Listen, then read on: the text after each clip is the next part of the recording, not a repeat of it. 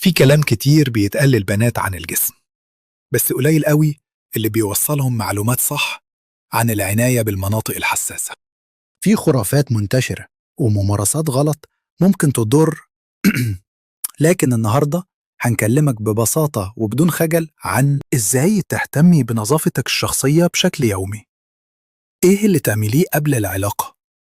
عادات تحافظ على راحتك وصحتك، وأخطاء منتشرة لازم تبطليها. الغسول المهبلي، الحل السحري. واحدة من أشهر الغلطات، كل ما أغسل أكتر بغسول أبقى أنظف. المهبل عنده نظام تنظيف طبيعي بنفسه. كتر الغسول أو الدش المهبلي ممكن يقتل البكتيريا المفيدة، يعمل خلل في التوازن الحمضي، يسبب التهابات أو جفاف. اللي ينصح بيه الأطباء: اكتفي برسل الخارج فقط بماء فاتر وصابون خفيف غير معطر.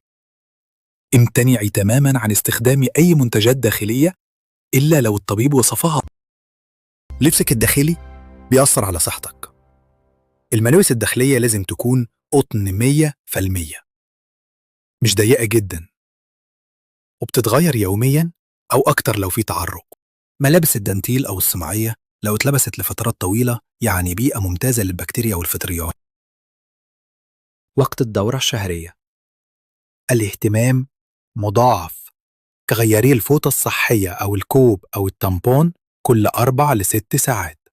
اغسلي المنطقة بلطف بعد كل تغيير. استخدمي ملابس داخلية مريحة، بلاش أي عطور أو بودرة لتغطية الريحة. الريحة الخفيفة طبيعية، لكن لو في ريحة قوية أو إفرازات غريبة لازم تراجعي دكتور.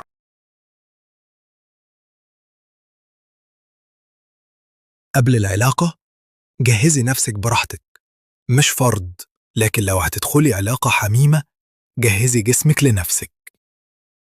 استحمي بمياه دافية، اغسلي المنطقة الحساسة خارجياً، استخدمي شفرات أو طرق إزالة شعر إن حبيتي، لكن حافظي على النظافة بعدها. البسي حاجة تريحك وتحسسك بالثقة، وأهم حاجة ما تعمليش حاجة انتي مش مرتاحة ليها. أخطاء منتشرة لازم تبطليها: استخدام مزيلات عرق أو عطور مخصصة للمناطق الحساسة، لبس نفس اللبس الداخلي أكتر من يوم، مشاركة أدوات النظافة، شفرات، فوط، إلخ. تجاهل الحكة أو الإفرازات أو الألم. الاعتماد على وصفات طبيعية من الإنترنت بدون استشارة طبيب. إمتى تروح للدكتورة؟ لو في حكة مستمرة، إفرازات لها لون أو ريحة غريبة، ألم أثناء العلاقة، أو أي تغير في الإحساس أو الراحة. الزيارة مش لازم تكون بس عند المرض. المتابعة الروتينية مهمة جدا لصحتك. النظافة مش رفاهية، دي أساس احترامك لنفسك وجسمك، وثقتك في العلاقة، وراحتك في يومك.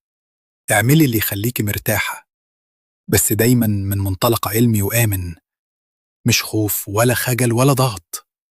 انت تستاهلي تهتمي بنفسك، وتستاهلي تكوني في أفضل حالة دايما.